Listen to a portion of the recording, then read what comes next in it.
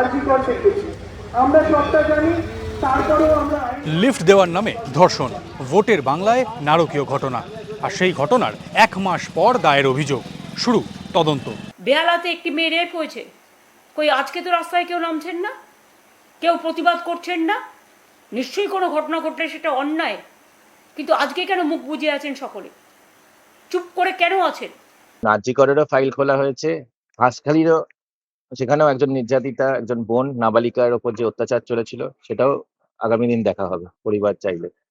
এবং এখানেও শর্ষণাতেও যে ভাবে করে নির্যাতন হয়েছিল আমাদের এক বোনের ওপর, সেখানেও সেই ফাইলও খোলা হয়েছে এবং যার নাম আসছে অভিযোগ, সেই অভিযুক্তকে ইমিডিয়েটলি অ্যারেস্ট করেছে পুলিশ। সুতরাং এখন সুবিচারও হবে।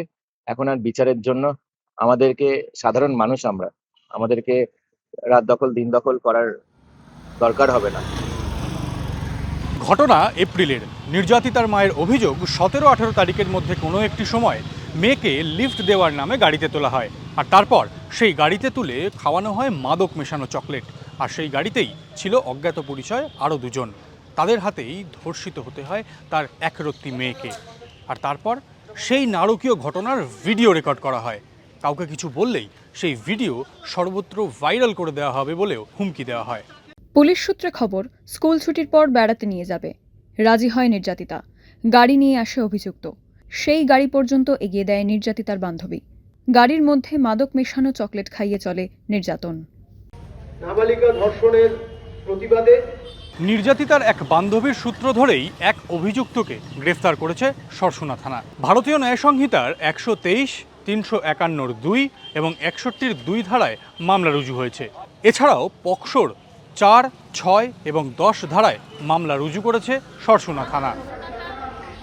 এই সরসুনার ঘটনার প্রথম বিষয়টা হচ্ছে যে এটা প্রমাণ করছে যে উই ওয়ান্ট জাস্টিসের যে স্লোগান আরজিকরের ঘটনার পর গোটা রাজ্য জুড়ে চলছিল, আজও সেই স্লোগানটা প্রয়োজনীয়তা রয়ে গেছে। এবং এই ঘটনায় এখনও অবধি রাজ্যে সদ্য যারা শাসক দলে এসছেন তাদের কোনো নেতার কোনো বক্তৃতা ইত্যাদি আমরা দেখতে পাইনি। যারা হাথরাস উন্নাওয়ের ঘটনায় বিচার দিতে পারে না, বিলকিস বানুর নির্যাতনকারীদের গলায় মালা পরিয়ে বাড়ি নিয়ে যায়, আর আরেকটা উল্টো দিকে যারা মধ্যমগ্রাম থেকে শুরু করে পার্ক স্ট্রিট থেকে শুরু করে সাউথ ক্যালকাটা ল কলেজ অবধি প্রতিটা ঘটনায় নির্যাতনকারীদের পাশে দাঁড়ায়, সেই তৃণমূল এবং সেই বিজেপি কোনো পক্ষ নেবে না, এটা খুব স্বাভাবিক। কিন্তু বামপন্থীরা পক্ষ নিয়েছে। তারা মধ্যমগ্রামের সময় যে পক্ষ নিয়েছিল, আরজিকরের সময় যে পক্ষ নিয়েছিল, সরসুনার ঘটনা তো সেই পক্ষই নিয়েছে। তারা রাস্তার লড়াই আন্দোলনে আছে এবং যতক্ষণ অবধি না অপরাধী ধরা পড়ছে, শুধু নয়, আসলে আমরা চেয়েছিলাম যে একটা ঘটনা ঘটে যাবে, অপরাধী ধরা পড়বে, সেটা তো বিষয় নয়। এমন দৃষ্টান্তমূলক শাস্তি হতে হবে যাতে ভবিষ্যতে অপরাধীরা ভয় পায় কোনো একটা তদন্ত হতে। শুভেন্দু অধিকারী মুখ্যমন্ত্রী হওয়ার পর এটাই প্রথম কোনো ধর্ষণের তদন্ত। দেরিতে হলেও ফের আরও একবার সরসুনার ঘটনাকে কেন্দ্র করে প্রশস্ত হচ্ছে মানুষের প্রতিবাদের পথ। এর মাঝে আবার অন্ডালে আরও এক নাবালিকাকে ধর্ষণের ঘটনা সামনে এসেছে। সেই ঘটনার তদন্তে এখনও পর্যন্ত গ্রেফতার 2। এখন প্রশ্ন, নারীদের বিরুদ্ধে অপরাধ দমনে কতটা সক্রিয় হবে নতুন স্বরাষ্ট্রমন্ত্রীর পুলিশ?